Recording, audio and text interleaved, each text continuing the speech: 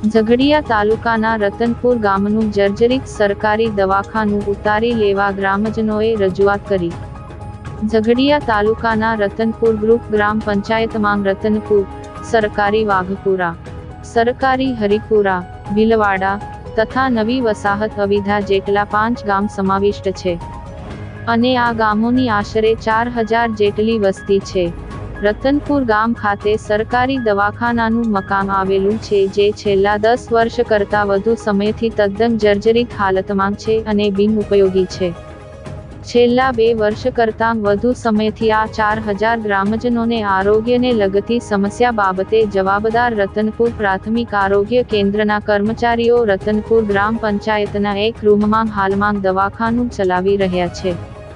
ગ્રામજનો તથા ગ્રામ પંચાયત દ્વારા અવારનવાર નવું દવાખાનું બનાવી આપવા માટે તાલુકા સ્તરે રજૂઆત કરી છે, પરંતુ તેનું કોઈ પરિણામ આજ દિન સુધી આવ્યું નથી.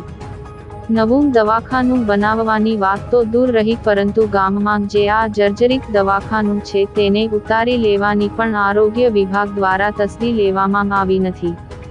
ગ્રામ પંચાયત દ્વારા પણ આ બાબતનો ઠરાવ કરી ઝઘડિયા મામલતદારને આપવામાં આવ્યો છે.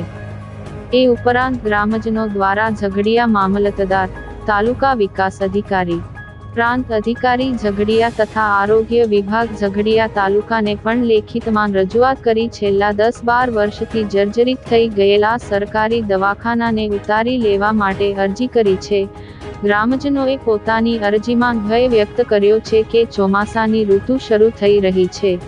ચોમાસામાં દવાખાનું પડી જાય તેવી હાલત છે. આ બાબતે અવારનવાર ગ્રામજનો ભેગા થઈ મૌખિક રજૂઆત કરી છે, પણ કોઈ ધ્યાન આપતું નથી, જેથી જૂનું દવાખાનું ઉતારી લેવામાં આવે અને નવા દવાખાનાનું બાંધકામ સત્વરે ચાલુ થાય તેવી રજૂઆત કરી છે.